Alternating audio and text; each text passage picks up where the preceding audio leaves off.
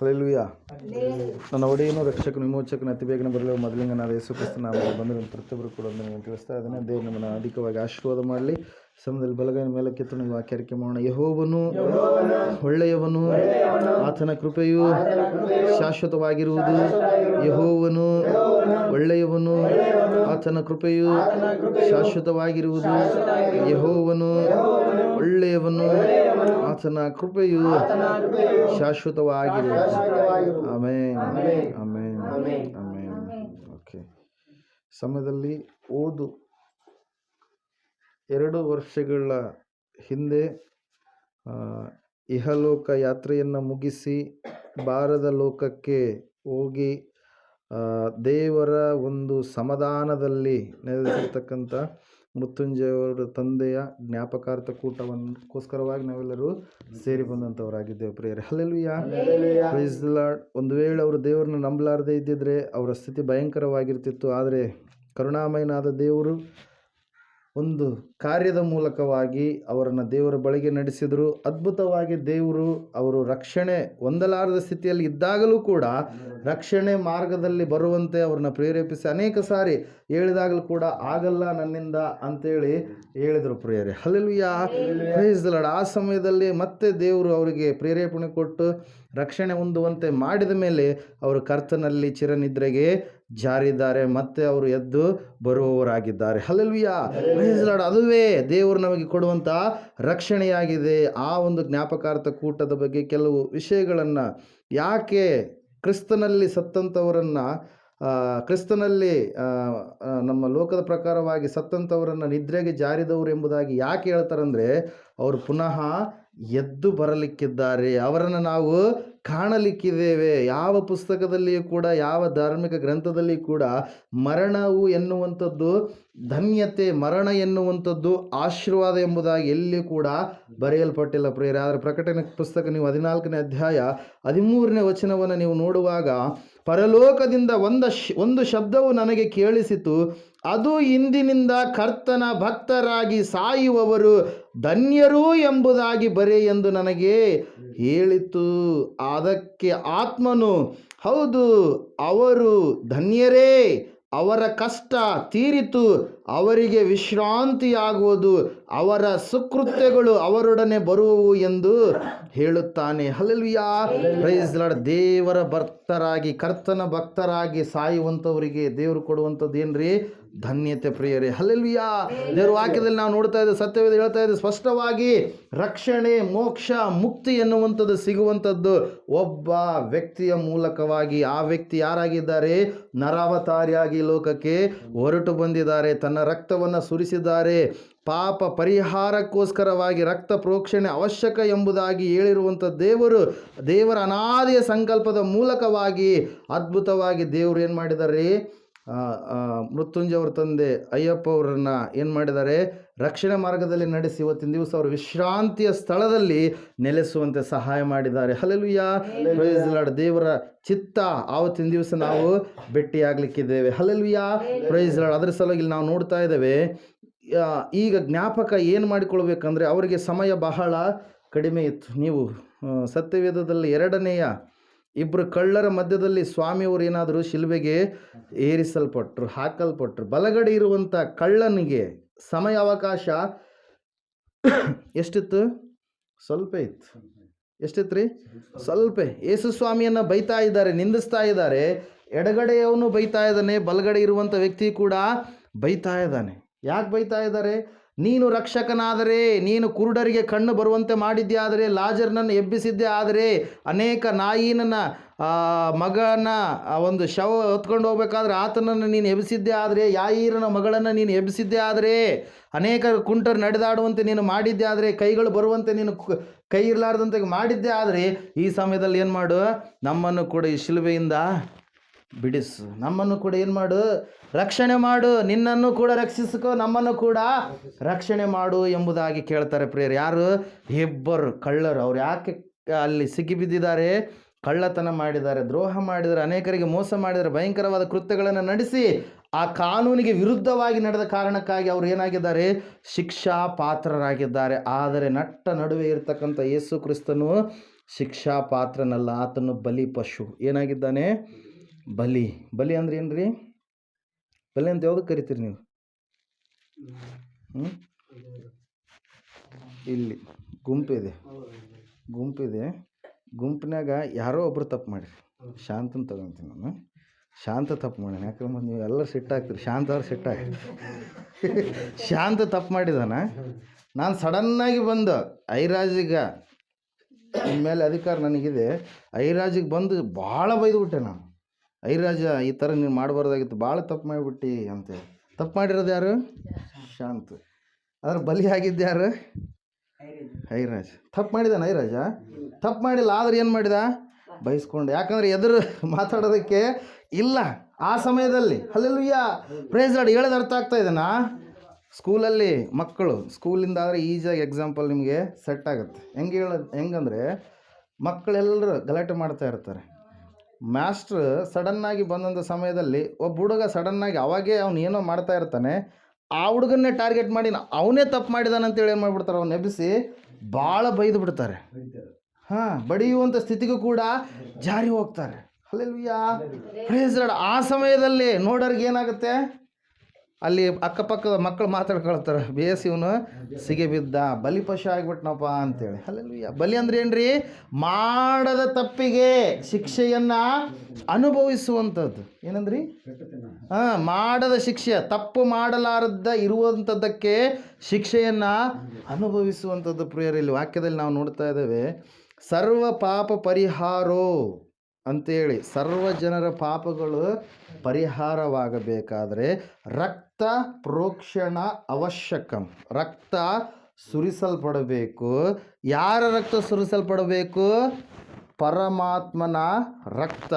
ಹೆಂಗೆ ಸುರಿಸಲ್ಪಡಬೇಕು? ಪುಣ್ಯ. ನೀವು ಮಾತಾಡ್ತಿರ್ತೀರಿ, ಏನಾದರೂ ಮನೆಯಲ್ಲಿರ್ತಕ್ಕಂಥ ವಸ್ತು ಏನಾದರೂ ಮಗ ಕೆಡಿಸ್ಬಿಟ್ರೆ, ಇದೇನು ಪುಣ್ಯಕ್ಕೆ ಬಂದಿದ್ದ ಅಂತೇಳಿ ಏನಂತೀರಿ ನೀವು? ಇದೇನು ಪುಣ್ಯಕ್ಕೆ ಬಂದಿದ್ದ, ಹಂಗಿದು ಮಾಡಿಬಿಟ್ಟು ಅದು ಇದು ಅಂತೇಳಿ ಏನು ಮಾಡ್ತೀರಿ? ಬೈತೀರಿ. ನೀವು ವೇಸ್ಟ್ ಮಾಡಿಬಿಟ್ಟು ಅಂತೇಳಿ ಬೈತೀರಿ. ಯಾಕೆ ಬೈತೀರಿ? ಪುಣ್ಯಕ್ಕೆ ಬಂದಿರಲ್ಲ, ಅದ್ರ ಸಲುವಾಗಿ ಬೆವರು ಸುರಿತಿರ್ತೀರಿ, ಸಮಯವನ್ನು ವ್ಯಯ ಮಾಡಿರ್ತೀರಿ. ಹಲ್ಲೆಲೂಯಾ. ಪುಣ್ಯ ಮತ್ತು ದಾನ. ದಾನ ಅಂದ್ರೆ ಏನ್ರಿ? ಅದು ಹಿಂತಿರುಗಿ ಕೇಳುವಂಥದ್ದಲ್ಲ ದಾನ ಅಂದರೆ. ಹಲ್ಲೆಲೂಯಾ. ಧಾರಾಳವಾಗಿ ಕೊಡುವಂಥದ್ದು ಪುಣ್ಯ ದಾನ. ಬಲಿ ಮತ್ತು ಬಲಿಯಾಗುವಂಥದ್ದು ಯಾರ ಸ್ಥಾನದಲ್ಲಿ? ಇನ್ನೊಬ್ಬ ಅಪರಾಧಿಯ ಸ್ಥಾನದಲ್ಲಿ. ಪ್ರಿಯರೇ, ಹಲ್ಲೆಲೂಯಾ, ಪ್ರೈಸ್ ಲಾರ್ಡ್. ಅದರಂಗೆ ದೇವ್ರು ಏನು ಮಾಡಿದಾರೆ? ಬಲಿ ಪಶುವಾದ. ಯಾರಿಗೋಸ್ಕರವಾಗಿ? ತನ್ನ ಮಕ್ಕಳಾಗಿರುವಂಥ ನಮಗೋಸ್ಕರವಾಗಿ. ಈ ವಿಷಯವನ್ನು ಯಾಕೆ ತಿಳಿಸ್ತಾ ಇದ್ದಾನೆಂದರೆ, ಕರ್ತನ ಭಕ್ತರಾಗಿ ಸಾಯುವವರು ಧನ್ಯರು. ಕಾರಣ ಏನಂದರೆ, ಅವರು ಕರ್ತನ ರಕ್ತದ ಮೂಲಕವಾಗಿ ತೊಳೆಯಲ್ಪಟ್ಟಿದ್ದಾರೆ. ಅವರಿಗೆ ಮರಣ ಇಲ್ಲ. ಯಾವ ಮರಣ ಇಲ್ಲ? ಆತ್ಮಿಕ ಮರಣ ಇಲ್ಲ. ಶಾರೀರಿಕ ಮರಣ ಎಲ್ಲರಿಗೂ ಕೂಡ ಬರುವಂಥದ್ದು. ಶಾರೀರಿಕ ಮರಣ ಯಾಕೆ ಬಂತು? ದೈವಾಜ್ಞೆ ಮೀರಿದ ಕಾರಣಕ್ಕಾಗಿ, ಮಾಡಬಾರದು ಎಂಬುದಾಗಿ ಹೇಳಿದ ಕಾರ್ಯವನ್ನು ಮಾಡಿದ ಕಾರಣಕ್ಕಾಗಿ. ಪ್ರಿಯರೇ, ಹಲ್ಲೆಲೂಯಾ, ಪ್ರೈಸ್ ಲಾರ್ಡ್. ಇವತ್ತಿನ ದಿವಸ ನೇರವಾಗಿ ವಾಕ್ಯಕ್ಕೆ ಹೋಗೋಣ. ಎಡಗಡೆ ಕಳ್ಳ, ಬಲಗಡೆ ಕಳ್ಳ, ಇಬ್ಬರು ಕೂಡ ಏನು ಮಾಡ್ತಾ ಇದ್ದಾರೆ? ಶಿಲುಬೆಗೆ ಹಾಕಲ್ಪಟ್ಟಿರ್ತಕ್ಕಂಥ ಸ್ವಾಮಿಯನ್ನು ನಿಂದಿಸ್ತಾ ಇದ್ದಾರೆ. ಸ್ವಾಮಿ ಯಾವ ತಪ್ಪು ಕೂಡ ಮಾಡಿಲ್ಲ. ಹಲ್ಲೆಲೂಯಾ.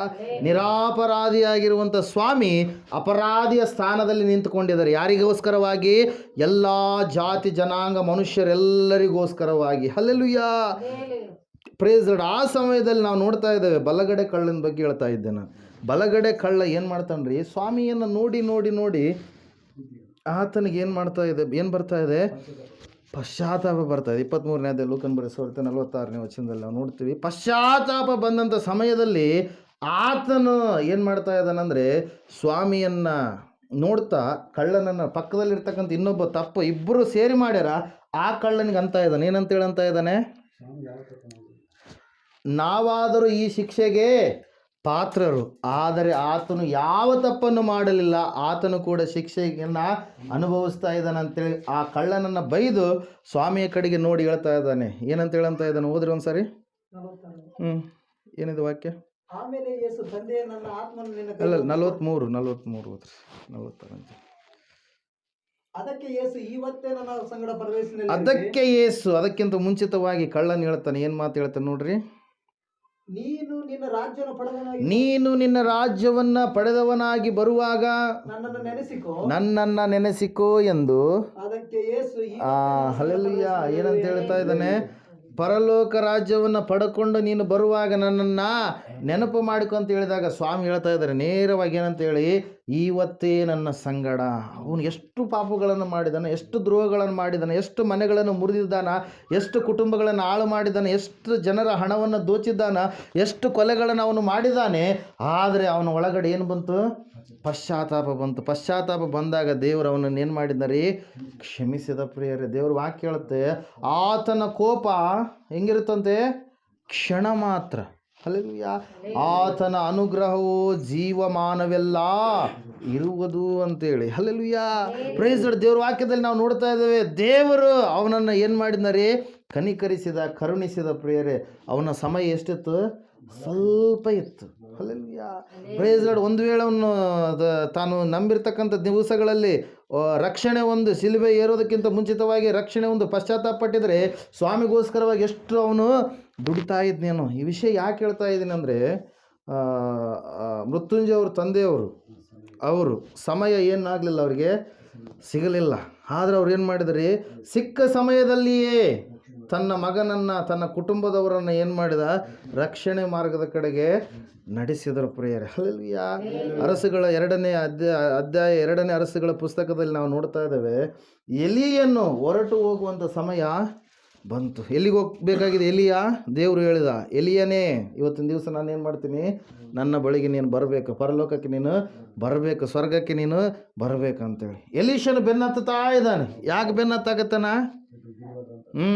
ಎಲಿಯನನ್ನು ಬಿಡಬಾರ್ದು ಅಂತೇಳಿ ಬೇತೇಲಿಗೆ ಬಂದ.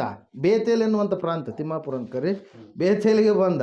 ಬೇತೇಲಿನಲ್ಲಿರ್ತಕ್ಕಂಥ ಪ್ರವಾದಿಗಳು ಹೇಳ್ತಾ ಇದ್ದಾರೆ, ಅಯ್ಯೋ ಇವತ್ತಿನ ದಿವಸ ದೇವರು ಏನು ಮಾಡ್ತಾನೆ? ಎಲಿಯನನ್ನು ಮೇಲಕ್ಕೆ ಕರೆದುಕೊಂಡು ಹೋಗ್ತಾರೆ ಅಂತೇಳಿ ನಿಂಗೆ ಗೊತ್ತಿಲ್ವಾ? ನನಗೆ ಗೊತ್ತು, ಸುಮ್ಮನಿರ್ರಿ ಅಂತೇಳಿ ಬೇತೇಲಿನವ್ರಿಗೆ ಹೇಳ್ತಾನೆ. ಹಲ್ಲೆಲೂಯಾ. 2ನೇದಾಗಿ ಎರಿಕೋಕ್ಕೆ ಹೋಗ್ತಾನೆ. ಎಲಿಯನ್ ಹೇಳ್ತಾನೆ ಎಲೀಷನಿಗೆ, ಬರಬೇಡ ನನ್ನಿಂದ, ಇಲ್ಲೇ ಇರು ಅಂತೇಳಿ ಹೇಳ್ತಾನೆ. ಎಲೀಷನ್ ಹೇಳ್ತಾನೆ ಏನಂತೇಳಿ, ನಿನ್ನಿಂದ ಬರುವುದಕ್ಕೆ ಬೇಡ ಎಂಬುದಾಗಿ ನೀನು ಹೇಳಬೇಡ, ಯೆಹೋವನ ಮೇಲೆ ಆಣೆ, ನಿನ್ನ ಜೀವದ ಆಣೆ, ನಾನು ನಿನ್ನ ಸಂಗಡಲೇ ಬರ್ತೇನೆ ಅಂತೇಳಿ. ಹಲ್ಲೆಲೂಯಾ. ಬೈಬಲ್ ಇಲ್ಲ?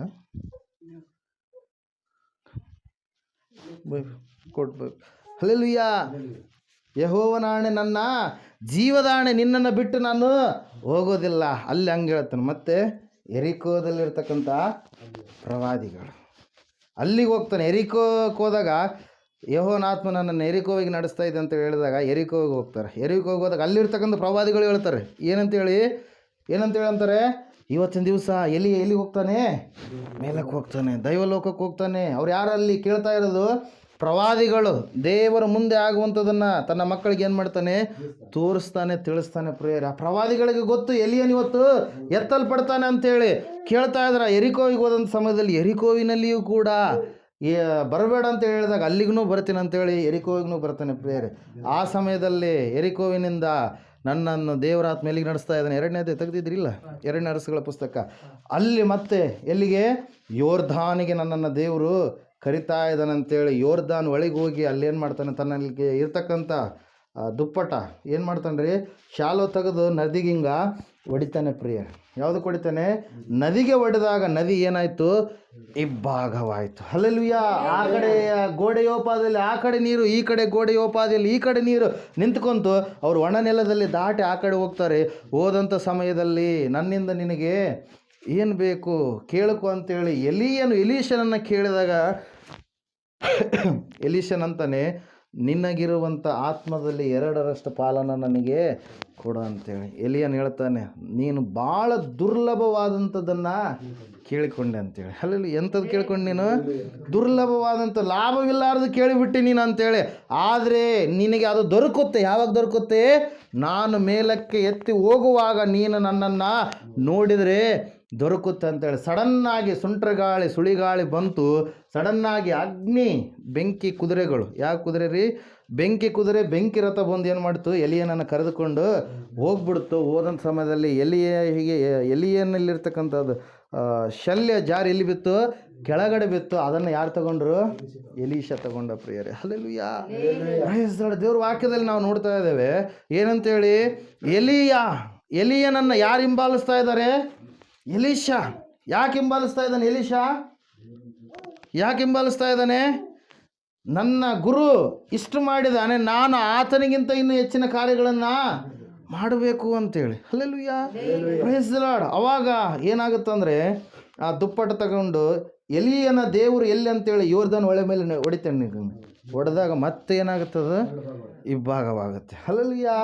ಇಬ್ಬಾಗವಾದಂಥ ಸಮಯದಲ್ಲಿ ಆತನ ಆ ಕಡೆ ನಡ್ಕೊಂಡು ಆ ಕಡೆ ಬರಬೇಕಾದ್ರೆ ಪ್ರವಾದಿಗಳೆಲ್ಲರೂ ಬರ್ತಾರೆ. ನಮ್ಮ ಹತ್ರ ಬಲಿಷ್ಠ 50 ಜನರಿದ್ದಾರೆ, ಅವ್ರನ್ನ ಏನು ಮಾಡೋಣ?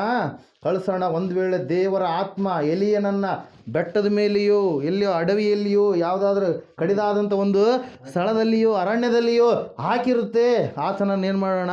ಕರ್ಕೊಂಬರೋಣ ಅಂತೇಳಿ. ಹಲ್ಲೆಲೂಯಾ. ಇದೇ ಪ್ರವಾದಿಗಳು ಹೇಳಿದ್ರು ಏನಂತೇಳಿ, ಯೆಹೋವನು ಇವತ್ತೇನು ಮಾಡ್ತಾನೆ? ಎಲಿಯನನ್ನು ಎತ್ಕೊಂಡು ಹೋಗ್ತಾನೆ ಪರಲೋಕಕ್ಕೆ ಅಂತೇಳಿ. ಮತ್ತೆ ಅವ್ರು ಹೇಳ್ತಾ ಇದ್ದಾರೆ ಏನಂತ ಹೇಳಿ, ಎಲ್ಲಿಯಾದರೂ ಬಿಟ್ಟಿರ್ತಾರೆ ಅಂತೇಳಿ. ಯಾಕೆ ಹಂಗೆ ಅಂತ ಇದ್ದಾರೆ ಅಂದರೆ, ಎಲಿಯನನ್ನು ಅನೇಕ ಸಾರಿ ದೇವ್ರು ಏನು ಮಾಡಿದ್ದಾನೆ? ರಕ್ಷಿಸಿದ್ದಾನೆ ಪ್ರಿಯರೇ. ಹಲ್ಲೆಲೂಯಾ. ಅಹಾಬ ರಾಜನಿಂದ ದೇವ್ರು ಏನು ಮಾಡ್ತಾ ಇದ್ದಾನೆ? ಕಾಪಾಡ್ತಾ ಇದ್ದಾನೆ. ಶತ್ರುವಿನಿಂದ ದೇವ್ರು ಏನು ಮಾಡ್ತಾ ಇದ್ದಾನೆ? ಶತ್ರುವಿನ ಕಣ್ಣಿಗೆ ಕಾಣಲಾರ್ದ ಹಾಗೆ ಅವನಿಗೆ ಮರೆ ಮಾಡ್ತಾ ಇದ್ದಾನೆ. ಅದ್ರ ಸಲ 91ನೇ ಕೀರ್ತನೆಯಲ್ಲಿ ಮೋಶೆ ಹೇಳ್ತಾನೆ ಏನಂತೇಳಿ, ಆತನ ಪಕ್ಕೆಗಳ ಮರೆಯನ್ನು ನೀನು ಆಶ್ರಯಿಸಿಕೊಳ್ಳುವಿ. ಹಲ್ಲೆಲೂಯಾ. ಆತನ ಸತ್ಯತೆಯೇ ನಿನಗೆ ಕೇಡ್ಡೆವು ಗುರಾಣಿಯು ಆಗಿರುವುದು. ಹಲ್ಲೆಲೂಯಾ. Praise the lord. ಅದರ ಸಲುವಾಗಿ ನಾವು ನೋಡ್ತಾ ಇದ್ದೇವೆ ಪ್ರೇರ ದೇವರ ವಾಕ್ಯದಲ್ಲಿ ನಾವು ನೋಡ್ತಾ ಇದ್ದೇವೆ, ಸತ್ಯವೇ ಸ್ಪಷ್ಟವಾಗಿ ತಿಳಿಸ್ತಾ ಇದೆ. ಏನಂತೇಳಿ ಅಂದರೆ, ಅವಾಗ ಇವರು ಹೋಗ್ತಾರೆ. ಬೇಡ ಬೇಡ ಅಂತ ಹೇಳ್ತಾನೆ ಯಾರು? ಎಲೀಷ. ಆದರೆ ಎಲಿಯನನ್ನು ಹುಡುಕೋದಕ್ಕೆ 50 ಜನ ಬಲಿಷ್ಠರು ಹೋದರು. ಎಷ್ಟು ದಿವಸ ಹುಡುಕಿದ್ರಂತೆ? 3 ದಿವಸ ಹುಡುಕಿದ್ರು. ಎಷ್ಟು ದಿವಸ? 3 ದಿವಸ ಹುಡುಕಿದರೆ ಯಾರು ಸಿಗಲಿಲ್ಲ? ಎಲಿಯ ಸಿಗಲಿಲ್ಲ, ಗುರು ಸಿಗಲಿಲ್ಲ. ಹಲ್ಲೆಲೂಯಾ. ದೇವ್ರ ವಾಕ್ಯದಲ್ಲಿ ನಾವು ನೋಡ್ತಾ ಇದ್ದೇವೆ, ಆತನ ಬಳಿಗೆ ಬಂದು ಕೇಳ್ತಾರೆ, ಎಲ್ಲಿ ಕೂಡ ನಮಗೆ ಎಲಿಯನ್ನು ಸಿಗಲಿಲ್ಲ. ಅದರ ಸಲುವಾಗಿ ಜಾತ್ರೆ ಒಂದೇ ಸರಿ ಆಗೋದು ಜೀವಿಸದ, ಮತ್ತೆ ಮತ್ತೆ ಬರಲ್ಲ. ಅದ್ರ ಸಲುವಾಗಿ ನೀವು ಹಳ್ಳಿ ಭಾಷೆಯಲ್ಲಿ ಅಂತಿರ್ತೀರಿ, ಇಂಥದ್ದು ಹೋಗ್ಬಿಟ್ನಾ ಅಂತೇಳಿ ಮತ್ತೆ ಬರ್ತಾನಲ್ಲ. ಹೇಳ್ತೀರಿ, ಇಂಥತ ಹೋಗಿಬಿಟ್ಟ, ಎಲಿಯನ್ನು ಹೋಗಿಬಿಟ್ಟ, ಮತ್ತೆ ಬರಲ್ಲ. ಹಲ್ಲೆಲೂಯಾ. ಹುಡುಕಬೇಡ್ರಿ ಅಂತೇಳಿ ಎಲೀಷ ಹೇಳಿದ್ರೆ ಇವ್ರೇನು ಮಾಡ್ತಾ ಇದ್ದಾರೆ? ಹುಡುಕ್ತಾ ಇದ್ದಾರೆ, ಅಲಿದಾಡ್ತಾ ಇದ್ದಾರೆ, ಸಿಗ್ತಾನೇನೋ ಅಂತೇಳಿ. ಹಲ್ಲೆಲೂಯಾ. Praise the Lord. ಅವ್ರು ಸಿಗ್ತಾರೆ. ದೇವ್ರು ನಂಬಿದ್ರೆ ಅವ್ರು ಯಾವಾಗ ಸಿಗ್ತಾರೆ ನಮಗೆ? ಅವರು ಎರಡನೆಯ ಬರುವಿಕೆಯಿಲ್ಲ. ಪ್ರತಿಯೊಬ್ಬರು ನಂಬಿದಂಥ ಪ್ರತಿಯೊಬ್ಬ ಮಕ್ಕಳು ನಡೆದುಕೊಂಡಿರ್ತಕ್ಕಂಥ ಪ್ರತಿಯೊಬ್ಬ ಮಕ್ಕಳನ್ನು ನಾವು ಏನು ಮಾಡ್ತೀವಿ ರೀ? ಕಾಣ್ತೀವಿ ಪ್ರಿಯರೇ, ಭೇಟಿ ಆಗ್ತೀವಿ. ಹಲ್ಲೆಲೂಯಾ. Praise the Lord. ಇಲ್ಲಿ ನಾವು ನೋಡ್ತಾ ಇದ್ದೀವಿ. ಅಂಶ ಯಾಕೆ ಹೇಳ್ತಾ ಇದ್ದೇನೆಂದರೆ, ಎಲಿಯನನ್ನು ಎಲೀಷನ್ ಏನು ಮಾಡಿದ? ಹಿಂಬಾಲಿಸಿದ. ಹಲ್ಲೆಲೂಯಾ. ಎಲೀಷನಿಗೆ ಸಮಯ ಇತ್ತು. ಎರಡನೇ ಕಳ್ಳ ಬಲಗಡೆ ಇರ್ತಕ್ಕಂಥ ಕಳ್ಳನಿಗೆ ಸಮಯ ಇರಲಿಲ್ಲ. ಹಲ್ಲೆಲೂಯಾ. ಸಮಯ ಇದ್ದ ಕಾರಣಕ್ಕಾಗಿ ಎಲೀಷನು ಏನು ಮಾಡ್ತಾನಂದರೆ, ಎಲಿಯ ಎಷ್ಟು ಅದ್ಭುತಗಳು ಮಾಡಿದ? 7 ಅದ್ಭುತಗಳು ಮಾಡಿದ. ಎಲೀಷ ಎಷ್ಟು ಮಾಡ್ತಾನೆ? ಡಬ್ಬಲ್. ಎಷ್ಟು ಮಾಡಿದ? 14 ಅದ್ಭುತಗಳನ್ನು ಮಾಡಿದ. ಹಲ್ಲೆಲೂಯಾ. ಎಲಿಯನ ಸೇವೆ ಬಹಳ ಬಲವಾಗಿ ಇದ್ದಾಗಲೂ ಕೂಡ ಎಲೀಷನು ಅದನ್ನು ಇನ್ನೂ ಪರಿಪೂರ್ಣವಾಗಿ ಕಾಪಾಡಿಕೊಂಡು ಹೋದ. ಅವರು ಹೋಗಿದ್ದಾರಂತೇಳಿ ನಾವು ಬಲಹೀನರಾಗುವಂಥದ್ದು ಬೇಕಾಗಿಲ್ಲ. ಅವರಿಗಿಂತಲೂ ಇನ್ನೂ ಹೆಚ್ಚಾಗಿ ನಾವು ದೇವರಿಗೋಸ್ಕರವಾಗಿ ದುಡಿಯುವವರಾಗಬೇಕು. ಹಲ್ಲೆಲೂಯಾ. ಪ್ರಯಾಸ ಪಡುವಂಥವರು ಆಗಬೇಕು. ಅದರ ಸಲುವಾಗಿ ವಾಕ್ಯ ನಮಗೆ ಹೇಳ್ತಾ ಇದೆ ಏನಂತೇಳಿ, ಇಂದಿನಿಂದ ಕರ್ತನ ಭಕ್ತರಾಗಿ ಸಾಯುವವರು ಧನ್ಯರು. ಅವರಿಗಿರ್ತಕ್ಕಂಥ ಧನ್ಯತೆ ಇವತ್ತು ಲೋಕದಲ್ಲಿರುವಂಥವ್ರಿಗೆ ಎಲ್ಲ ಪ್ರಿಯರು. ನಾವು ದೇಹದಲ್ಲಿರುವ ಕಾರಣಕ್ಕಾಗಿ ಅನೇಕ ಶ್ರಮೆಗಳು ನಮಗೆ ಇದ್ದಾವೆ, ಅನೇಕ ಟೆನ್ಷನ್ಗಳು, ಪ್ರೆಷರ್ಗಳು. ಕುಟುಂಬವನ್ನು ಯಾವ ರೀತಿಯಾಗಿ ಸಲಹಬೇಕು, ಆತ್ಮಿಕ ಮಕ್ಕಳನ್ನು ಯಾವ ರೀತಿಯಾಗಿ ನೋಡ್ಕೊಳ್ಬೇಕು, ಏನೆಲ್ಲ ಪ್ರೆಷರ್. ಹಲ್ಲೆಲೂಯಾ. ಆದರೆ ದೇವ್ರ ಹತ್ರ ಇದ್ಬಿಟ್ರೆ, ದೇವ್ರ ಸನ್ನಿಧಾನದಾಗ ಇದ್ಬಿಟ್ರೆ ಯಾವುದಿಲ್ಲ. ಅಲ್ಲಿ ದುಃಖವಿಲ್ಲ, ಮರಣವಿಲ್ಲ, ಗೋಳಾಟವಿಲ್ಲ. ಹಲ್ಲೆಲೂಯಾ. ಕಣ್ಣೀರಿಲ್ಲ, ಯಾವುದ್ರ ಕುರಿತಾಗಿ ಚಿಂತೆ ಮಾಡುವಂಥ ಸ್ಥಿತಿನೇ ಎಲ್ಲ. ಅದ್ರ ಸಲುವಾಗಿ ಅದಕ್ಕೆ ಏನಂತ ಕರೀತಾರೆ? ವಿಶ್ರಾಂತಿಯ ಸ್ಥಳ. ಯಾವ ಸ್ಥಳ ಅದು? ವಿಶ್ರಾಂತಿಯ ಸ್ಥಳ ಪ್ರಿಯರೇ. ಇವತ್ತು ನಾನು ಹೇಳುವಂಥ ಅಂಶ ಒಂದೇ, ಅವರಿಗೆ ಸಮಯ ಇರಲಿಲ್ಲ ನಂಬಿದ ಮೇಲೆ. ಹಲ್ಲೆಲೂಯಾ.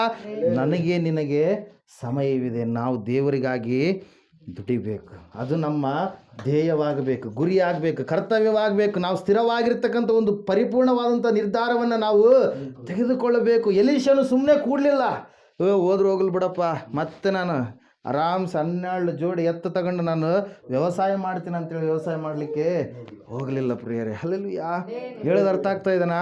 ಒಂದೇ ಅಂಶ ಏನ್ರಿ, ಕರ್ತನ ಭಕ್ತರಾಗಿ ನಾವು ನಿಲ್ಲಬೇಕು, ವಿಶ್ರಾಂತಿಯನ್ನು ನಾವು ಪಡೆಯುವವರಾಗಬೇಕು.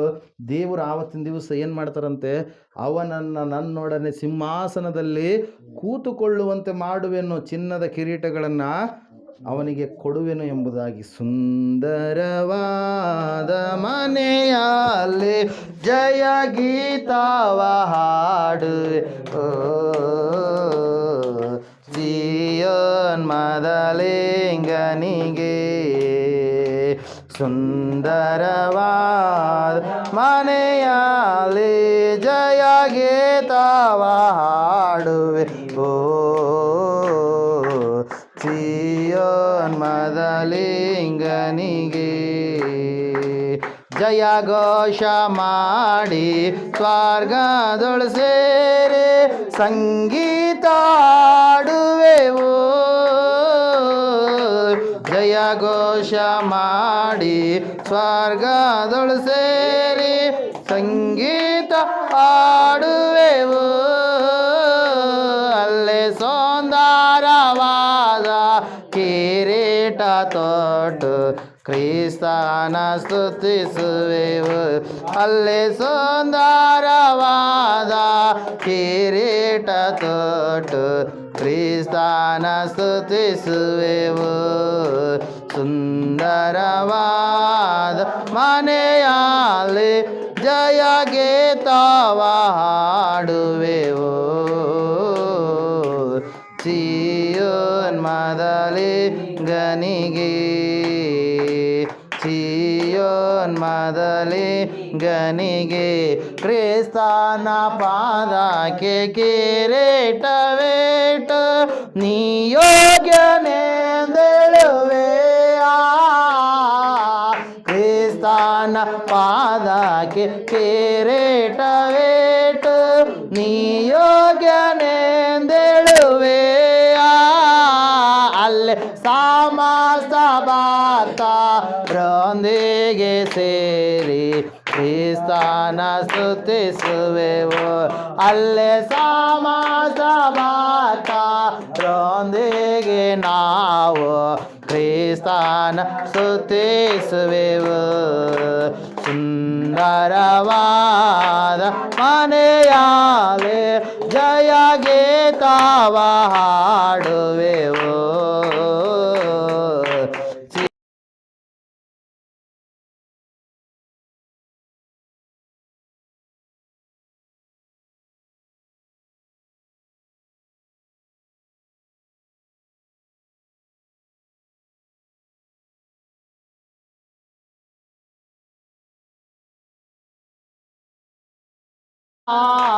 ಬಹುಮಾನ ನಮಗೆ ರಕ್ಷಕ ಕೊಡುವ ಎಲ್ಲರ ಮಧ್ಯದಳು. ಆಗ ಆನಂದದಿಂದ ನಾವೆಲ್ಲ ಕೂಡಿ ಕ್ರಿಸ್ತನ ಸ್ತುತಿಸುವೆವು. ಆಗ ಆನಂದದಿಂದ ನಾವೆಲ್ಲ ಕೂಡಿ ಕ್ರಿಸ್ತನ ಸ್ತುತಿಸುವೆವು. ಸುಂದರವಾದ ಮನೆಯಲ್ಲಿ ಜಯ ಗೀತವ ಹಾಡುವೆವು.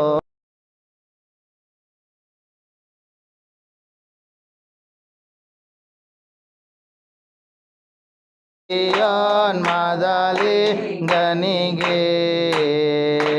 ಚಿನ್ನದ ಬೀದಿಯೋ ನಾವೆಲ್ಲ ನಡೆದು ಹಲ್ಲೆಲೂಯಾ ಹಾಡುವೆವು.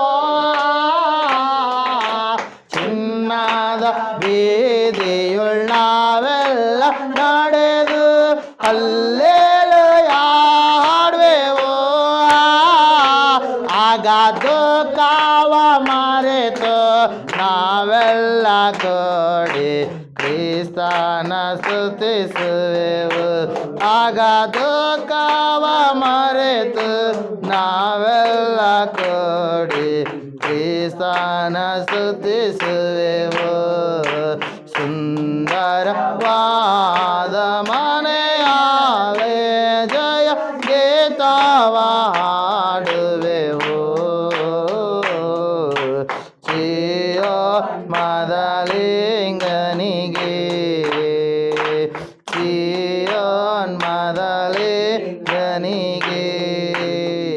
ಬೋಲೋ ಯೇಸು ಮಹಾರಾಜಕು ದೇವರಿಗೆ ಮಹಿಮೆ ಉಂಟಾಗಲಿ, ದೇವರಿಗೆ ಸ್ತೋತ್ರ ಉಂಟಾಗಲಿ. ಆಮೇಲೆ ಹಲ್ಲೆಲೂಯಾ.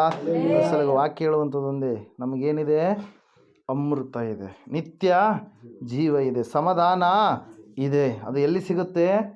ಈ ಲೋಕದಲ್ಲಿ ಸಿಗಲ್ಲ. ಎಲ್ಲಿ ಸಿಗುತ್ತೆ? ಪರಲೋಕದಲ್ಲಿ, ದೇವರಲ್ಲಿ, ದೇವಲೋಕದಲ್ಲಿ ಪ್ರೇರ. ಅದನ್ನು ಇವತ್ತಿನ ದಿವಸ ಯಾರು ಹೊಂದಿಕೊಂಡಿದ್ದಾರೆ?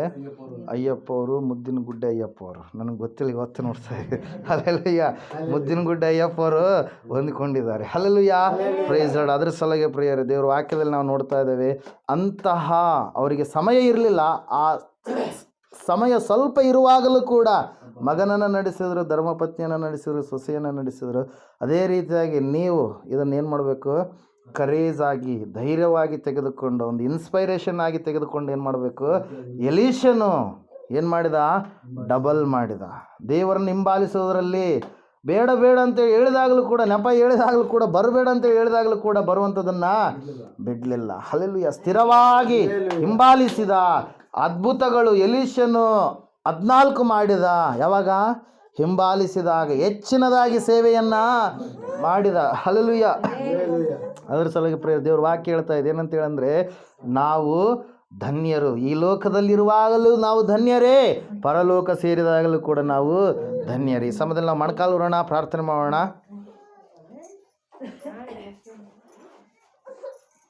ಪ್ರಾರ್ಥನೆ ಮಾಡಿಕೊಳ್ಳೋಣ. ಮಹೋನ್ನತರು, ಮಹಾಪರಿಶುದ್ಧನಾದ ಮಹಾದೇವರೇ, ನಿಮಗೆ ಸ್ತೋತ್ರಗಳಪ್ಪ.